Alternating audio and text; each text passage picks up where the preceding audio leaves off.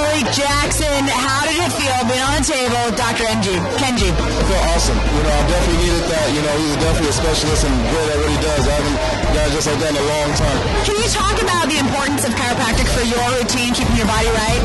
It's super important. You go out there and also when you go out there, you hit people, you always kind of, compressing your joints and everything and stuff like that. So to be able to get them separated, get blood flow through them, and it kind of takes away from pains of being able to get this done and you're able to go back out there and be at a high level, and then it matters. I can't say it enough. It matters.